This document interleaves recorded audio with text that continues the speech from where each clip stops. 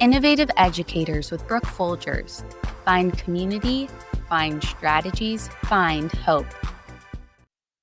In education, we do a lot of talking about building community in our classrooms. And it feels like often the strategies that are employed or suggested are performative. They're games, they're random, they're disconnected from content and from students' lives. And then we wonder why the community is not being built in the way we envision it. Personally, I don't like games and I don't like icebreakers that are unconnected from students' identity and content. As a 9th and 10th grade teacher, I just don't do it. I came to this conclusion because early in my teaching career, kids would cringe and roll their eyes and say, "Again, we have to do this again," when I would try out certain icebreakers. And so I decided to listen to them and not do those things. And every year at the start of the school year, when I chose instead to jump into content or do community building using content as the entry point, kids thanked me for not doing the icebreakers that are so unconnected from class content, from reality. Kids, our students, are just humans who want to get to know each other in a real way. And I think that doing those authentic experiences with kids will have far more lasting impact than the Google generated icebreaker question. The best community builders for me are subtle and consistent things that I do in the classroom to let my learners know they matter, they're cared for, and they belong in my classroom. So if you're tired of icebreakers, tired of Uno competitions and other random games, and you need to do things that feel authentic and human to build community, I have a few ideas for you today. The goal is to move from performative community with cringeworthy activities to living community through what we do in our classrooms. And I have 3 levels of suggestions depending on where you're at in your capacity to try these things. Level 1 of my suggestions is about hanging work on the wall. In elementary school, teachers decorate classrooms with seasonal activities they do, with drawings, and you walk into 9th grade and suddenly it seems like that is lost in so many classrooms. I'm a big advocate for hanging student work on the wall for a few reasons. First off, in the high school setting with a multi-period day, when a student comes in and sees their work hanging on the wall and they leave, it's still hanging there. So a piece of them is staying behind in the class. It's memorializing them as part of the community, and other class periods can see it as well.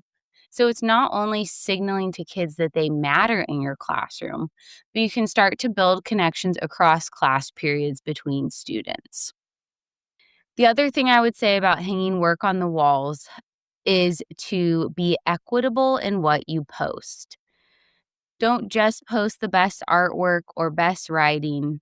Think about the effort you're seeing and really always think about who is a kid who's probably not getting their work hung on the wall in other classes or maybe hasn't ever experienced seeing their work up on the wall.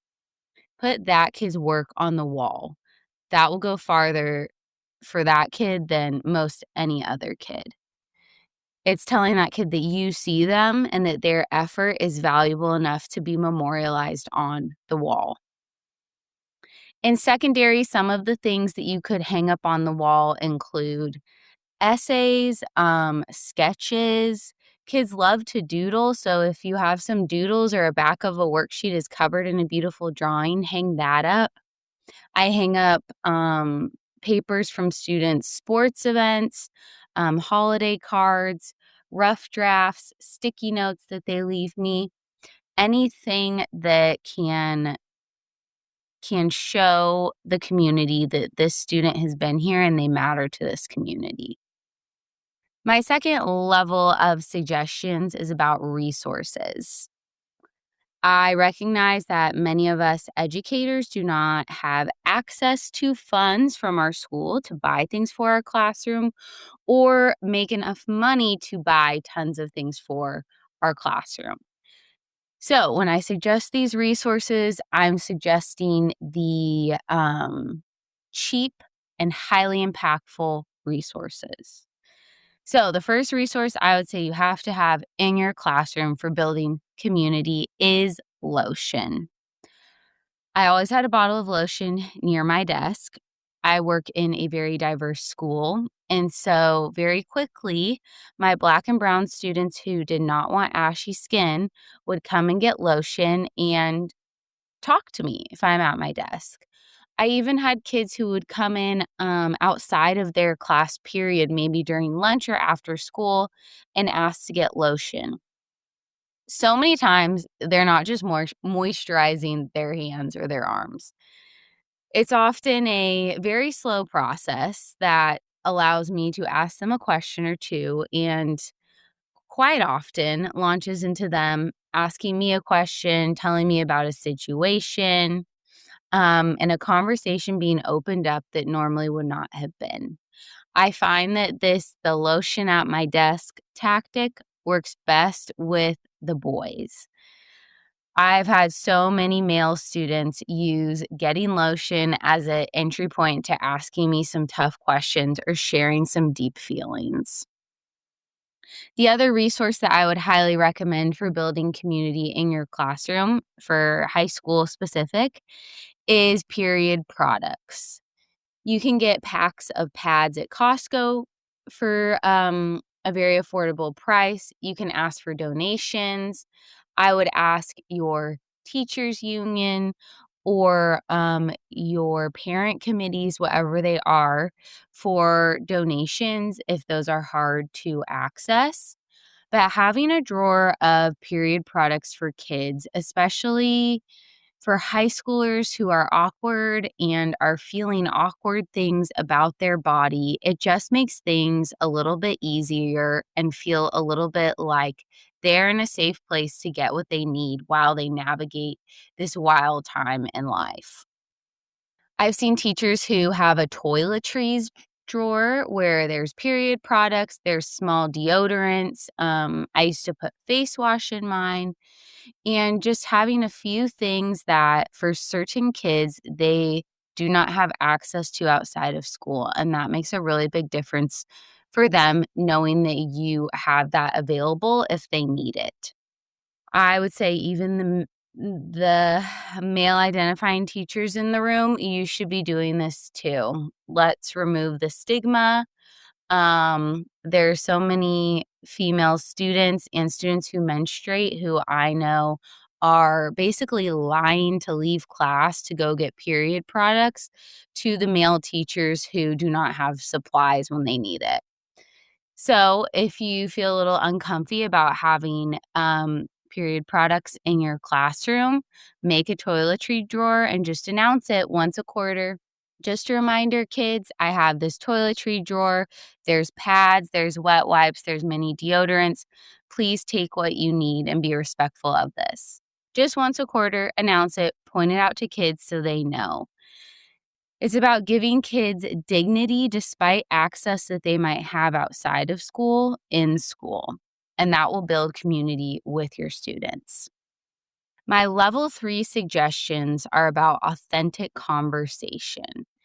These are my level 3 suggestions because they're just a little more challenging, but I also think they have some of the biggest payoff for building community.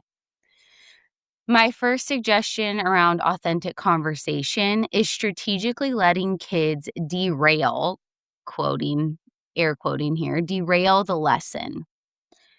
Sometimes a kid will ask a question that is relevant to the content area that they are genuinely wondering. Something you said or something they've been doing in class sparked a question, and they ask it. Even if it's not the specific lesson's content, follow the train of that question. I'm always amazed when I make a comment about consonants and vowels, how many times a kid will ask, "What is a vowel?" No judgment. That's a great opportunity for me to do a little mini reminder of consonants and vowels, and maybe even point out some ways that consonants and vowels interact with each other using whatever vocab we have or whatever's on the screen. When we allow those questions that seem out of left field to stimulate learning, we are saying to kids that your voice is inherently important and foundational to who we are as a community. The questions about why, the why questions are so important to follow up on and to answer with kids. Even the question of why are we doing this? Why does that matter? When we are able to explain to kids why, we're earning credibility, we're we're earning a place in the kid's mind that we are not just up in front of a class parroting things to them, but we know why we're doing what we're doing and we know why it matters. We should always be able to explain why to kids. My next suggestion about authentic conversation to build community is telling kids about your life, appropriate boundaries, but we can still share about our life. Specifically about our feelings, about what maybe we would be hesitant to share with kids in terms of maybe we're having a rough time, there's some things going on outside of school. We don't need to give kids the details, but being able to say to a class, "Hey, I've just had a really rough week with some things with my extended family. I'm just not at 100% today. And so I'm sorry if I come off as cold or maybe just not myself. I just have a lot going on." This is not an excuse to use an excuse every day for not showing up for kids, but when we are going through tough personal seasons, things outside of school, and then we have to show up for 100 something other humans every day, it's hard to separate those two things. So rather than pushing through and trying to put on a face and then blowing up when a kid does something that's just the last straw of the day, go and being honest with kids about where you're at and how you are hoping they can show up for you that day. This is also modeling for kids how they can do the same thing, that even if they don't want to say all the details of a situation in their life, they can go to their peers, they can go to their teachers and say, "I'm having a really hard day for whatever reason. There's some things going on. I'm feeling sad. I'm going to do my best, but I just want you to know." We can model that for kids, and then they will have the skills to do it themselves. My last tip for authentic conversations is actually a writing prompt. So, after every school break, I do not ask my students, "What'd you do over break? What'd you get for Christmas? Where'd you go this summer? Did you have a fun weekend? Did you do anything for Valentine's Day?" I don't ask those questions. After a break like Christmas break or spring break, the first day back, I always had a writing prompt for students. And the writing prompt was, "What is taking up space in your mind?" And following that, I had a description that says something causing worry, stress, excitement, fear, happiness, etc. Write about it. That was my prompt to kids. And I would always say, school breaks hold a variety of different things for us in this room. Some people may love them, some people may hate them, some people may be going into situations that are unhealthy during school breaks. And so rather than us having a conversation where some people feel excluded or shameful, I just want you to write about what's taking up space in your mind, get it out on paper, and we're going to like set it aside so we can show up for the learning today. I would set 15 minutes on the timer, and kids always wrote, like, majority of kids wrote the whole 15 minutes, often asking for more. I would tell kids, "You're not sharing this with peers. This is just for me to read and to check in with you about." And then after the students turned it in, it would usually take me a week or two, but I would handwrite a note back to the kids on their writing. Every kid got a handwritten note back, commenting, asking a question, expressing that I was sorry something happened or that I was excited for them, depending on what they wrote about. But every kid got a note back from me on their writing. So I was acknowledging their vulnerability. I was acknowledging them showing up and doing this thing. And so it was important to me to take the time to write a note to the kids on their writing. This builds community, even though this is not kids talking to each other.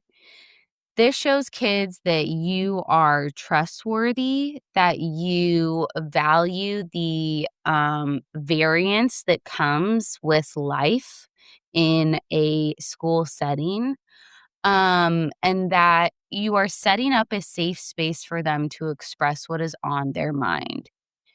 My students got used to it. They expected it every Monday when we came back from an extended break. And it was just a really great way to start off a school week, getting our thoughts out, setting them aside, taking a deep breath together. Great way for me to check in with kids. I will follow up with kids as needed based on what they write.